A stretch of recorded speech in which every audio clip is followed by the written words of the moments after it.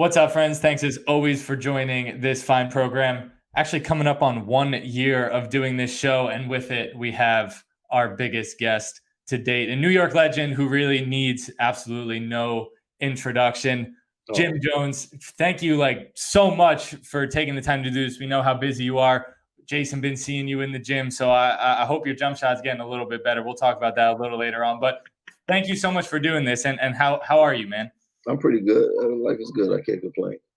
Good. All right. That's what he working on that jumper. He got a game coming up, so he gonna be in a one-on-one joint. I gotta get him right. I'm not gonna be in it, but I got a one-on-one coming up with Rowdy that I own for. That's what I'm talking about. How he was trying to come at my neck the other day in my projects when we were shooting the video. That boy got some handle with him. Shout out to Rowdy. But I got one for you. I heard you, Rowdy. We coming for you, baby. All right, so I got to start with this one because it's the biggest story in New York right now. Knicks are absolutely on fire. There's a very good chance it's looking like they could go to the second round. I wasn't alive for it in the 90s, but this has to. I was alive for that. Chill.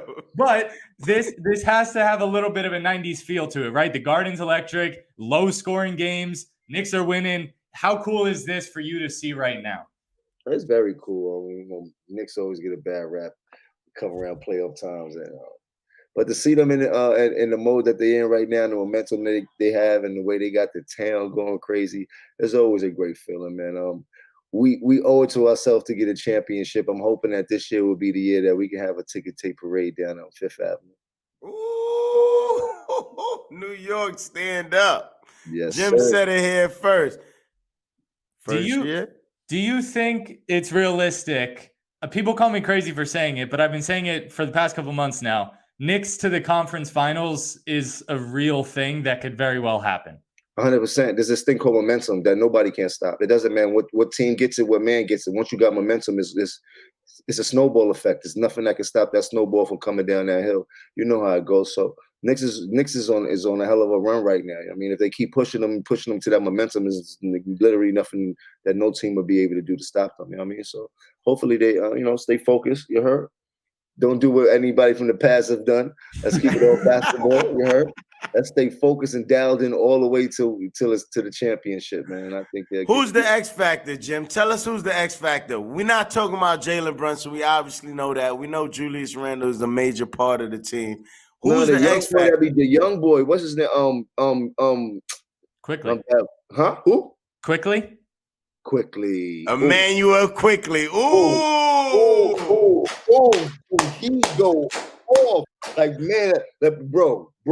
The couple of times I've been in the Garden, I believe this season, that boy different. Like from last year, that boy, his game go crazy. Like nice.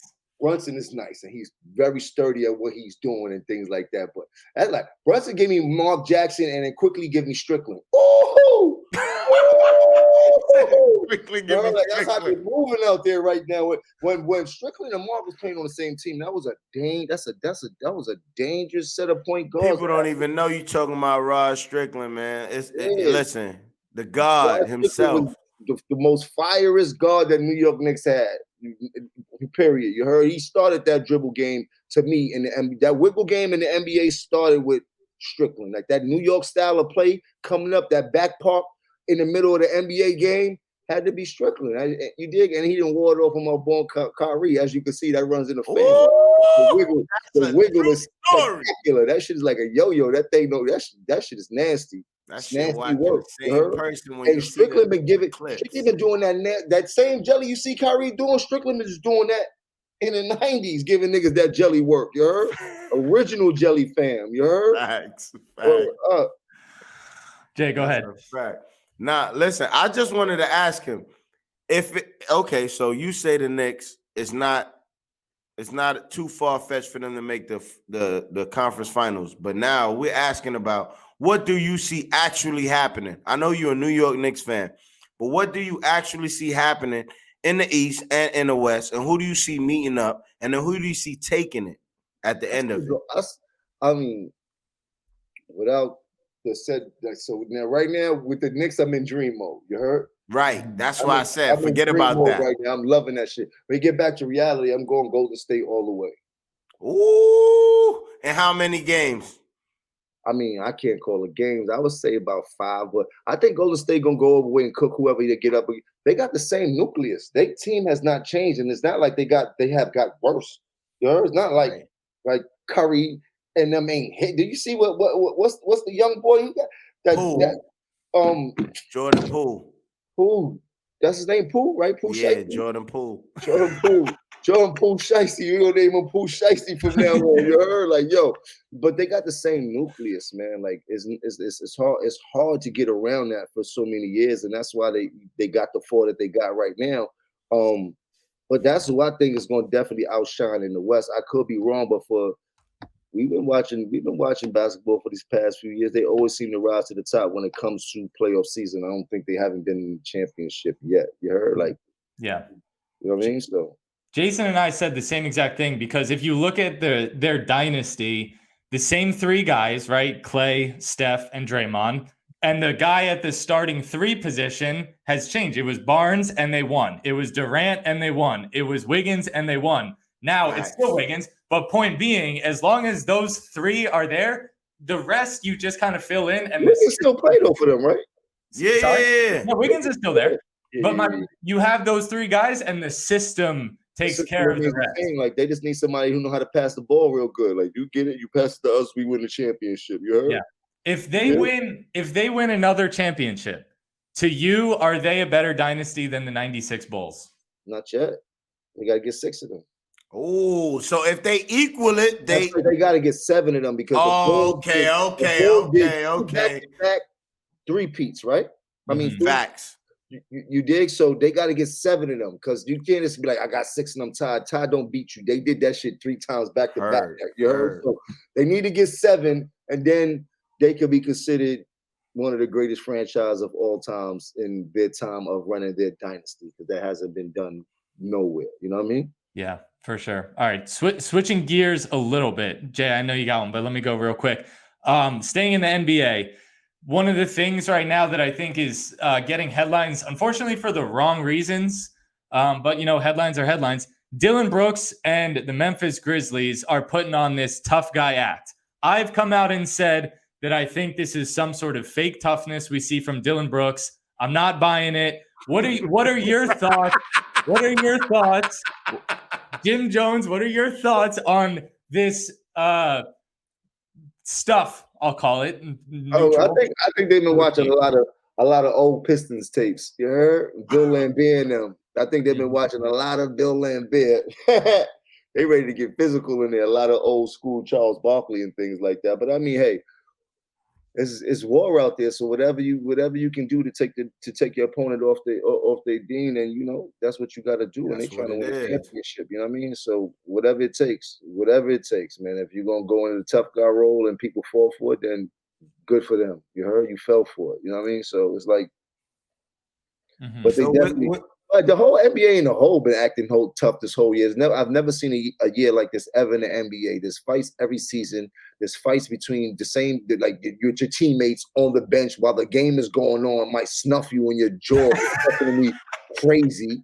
You heard? Like, just take that to after this. Like, is this wild? Like, there's always a scuffle going on. Like, so let me ask you: was the NBA more physical in the 80s and 90s than it is today, or vice versa? No, the NBA was definitely brutal in the 80s and 90s, but it wasn't the way it is right now. Like, it's like everything turns around, it turns into a fight. Like, they turning that shit into the UFC. You've never seen so many fights and altercations inside the NBA in the history of us watching the NBA. Yeah, there's been people with disagreements, and Charles Barkley might have went in somebody's mouth every now and then, but for the most part, it hasn't been something on the news or sports channel every day that this team had a fight, they got to suspend this dude. Like, this is every day, you know what I mean? So, what do you think the reason for that is? Aggression, man. It's competition. It's aggressive competition, man. You heard? And do you think the players are just that much better versus the 80s and 90s? I mean, I wouldn't say that. Every time's change and things like that. There's a lot of players from the 80s and 90s that are definitely whip on some of these kids that's out here right now. And then there's a lot of players that couldn't stand the test of time to what's going on in 2023 and things like that. You know what I mean? Right. There's always those obsessional players, but as time goes on, games get quicker, and plays get smaller. It's like technology with computers and things like that. You know what I mean? All right. Mm-hmm. I got a question for him, Hank. When we look at guys like Iverson, Kobe, Shaq, Dame Lillard, those guys dipped into the rap game, you know, and they're very serious ball players. Why do you think that is?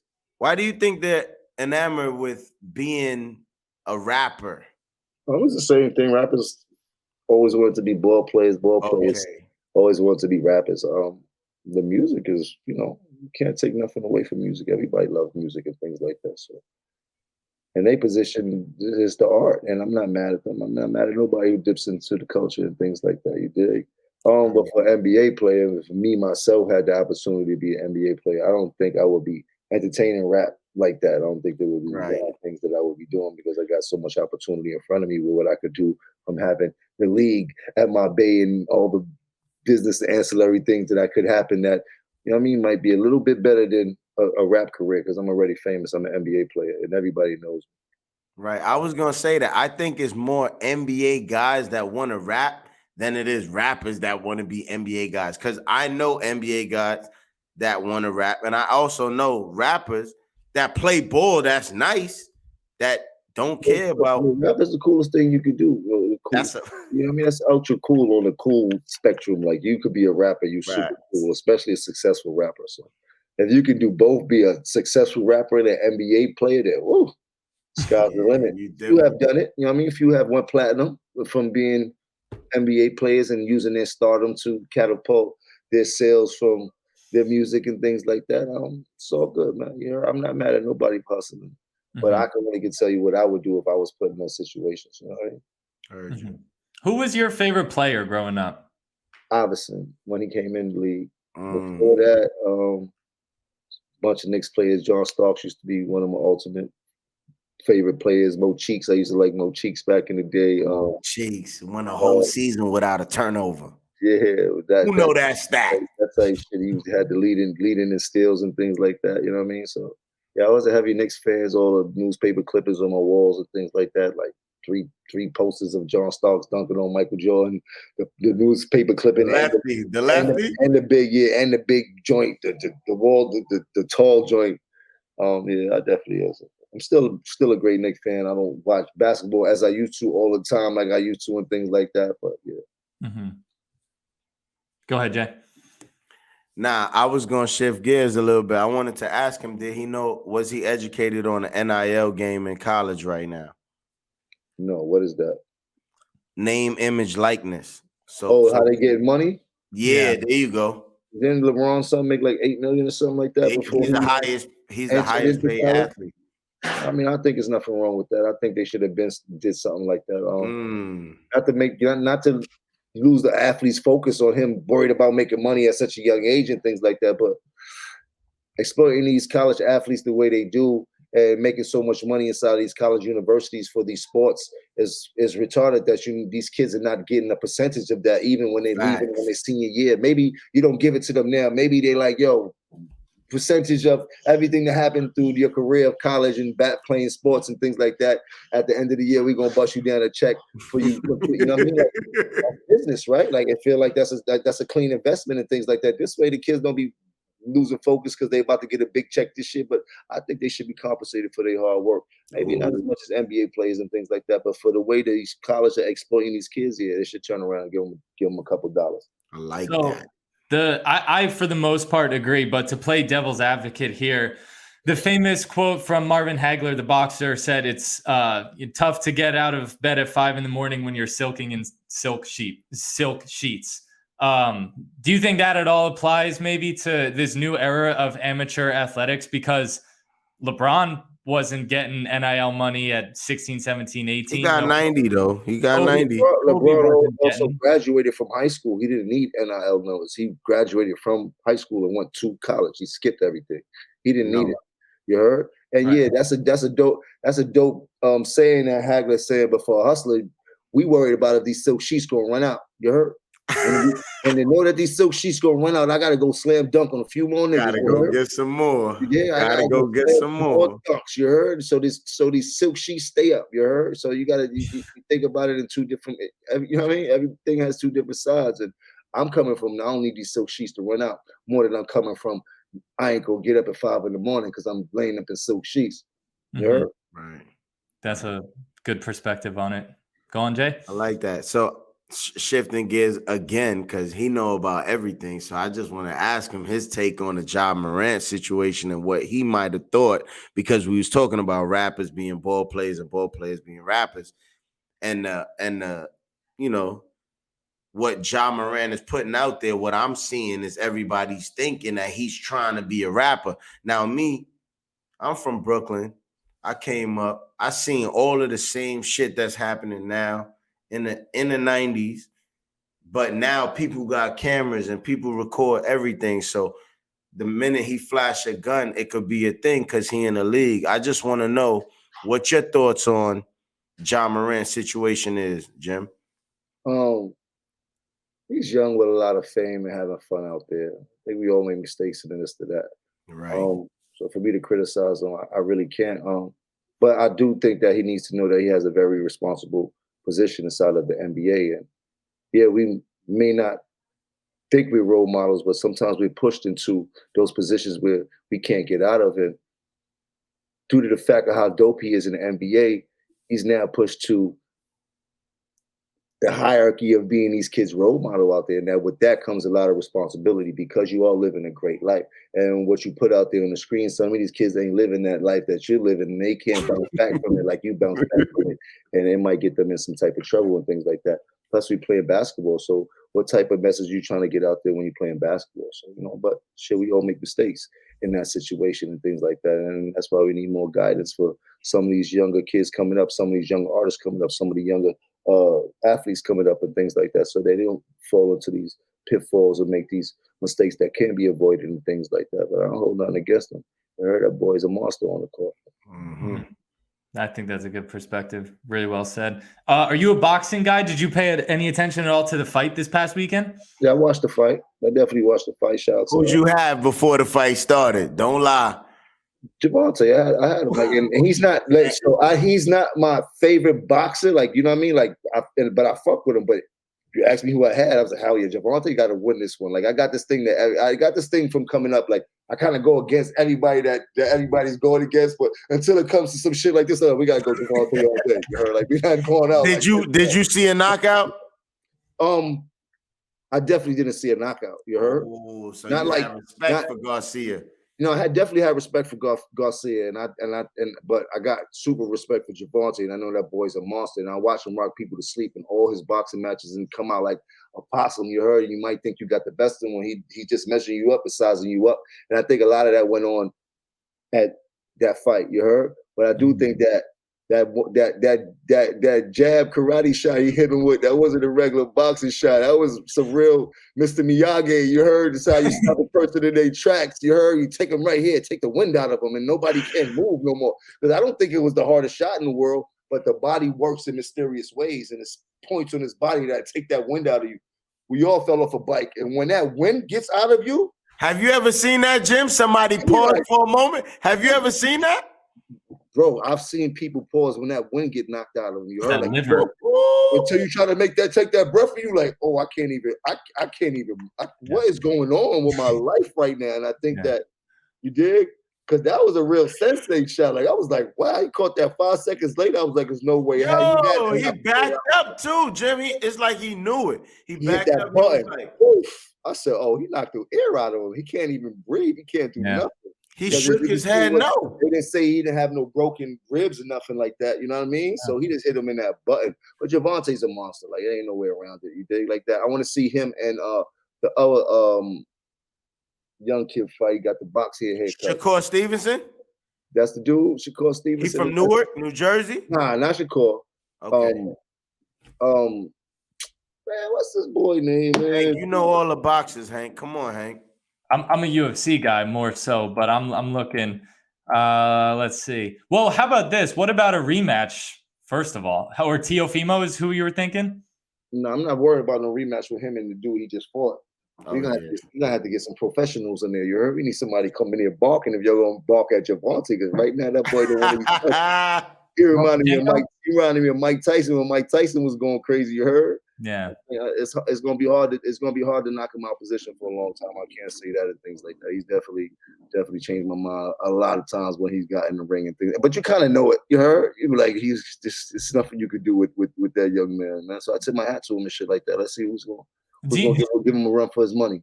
For sure. I feel like I have to ask this because you can't mention this guy. You can't talk about boxing without bringing this guy up these days. But what do you think of the whole Jake Paul stuff? Do you think he's good for boxing? Shit. I mean, boxing is about entertainment. And he's obviously entertaining a lot of people. So what could you know what I mean? Like Muhammad Ali used to put on the show, I float like a butterfly, sting like a bee. He was rapping before he went in the ring. What the fuck you talking about? Shit. But Jake Paul figured out a lane how to make a substantial amount of money. And anybody that's hating him are mad because they couldn't do what he did, knowing that he didn't come in the conventional way as a professional boxer. But as a businessman for the sport of entertainment and boxing, he show you how to do a lot of different things in making money in the sport of professional boxing and things like That's that. You heard? fact. So much that everybody is falling into it. You heard? Like you did? So yeah. I feel the same exact way. And me personally, like I won't talk shit about combat sport athletes. I won't talk shit about MMA fighters, boxers, no matter what the combat sport is. I won't do it because I know I would never step in the octagon. Like, so I won't talk shit about a fighter the same way I would talk shit about, John Moran or Dylan Brooks, whatever the case may be. But I think what's happened a lot with boxing is, dare I say, the intensity in the sport has become less and less over the years, at least compared to MMA, which has taken over the combat sports world. That's why I feel like guys like Jake Paul, this fight this past weekend is so good for the sport, because I think boxing has fallen behind MMA. Do you agree with that? I don't know, man. I don't watch too much of both of them that really put my spin on that. But I can't say MMA is a very exciting, very gruesome. You be looking at the rings like with your eyes closed, like, oh my God, like, you know what I mean? So they definitely have the thrill and adrenaline rush. But good old boxing, you can't, I don't know, man. So it's just something about a good old boxing match that you can't never beat. And when we get those two premium top boxers in the ring, everybody goes crazy. So at that moment, it's like, which one do you pick? Because I do believe everybody that loved MMA was watching Javante kick ass the other day. Right. That's a fact. That's you know a what I fact. mean? So it depends on how it goes. I mean, but like I said, I don't watch too much of both of them for me to put my spin on which sport is more appealing or alluring to me, things like that. Yeah. So I got a question for you before we get out of here. I know we're keeping them a long time, man. This is one of our longer interviews because we got the king on set right now. So we don't give a fuck about time. But I saw and I heard and I put some shit on repeat that you said that sticks in my mind. And I just want to know, like, where does that shit come from? It drives me. I heard it. I can't repeat it verbatim, but in it, you said, yo, I never want my son to ever experience anything I ever went through. I never want my moms to go, just everybody. You just wanted to make sure that everybody's life around you was so much better and nobody ever felt the shit you went through. And you're going to make sure of that. And you're going to get up every day, no matter fucking what, period, how you feeling. It don't matter. I'm getting it done. And that's kind of how I live my life on a daily. Tell me where that came from.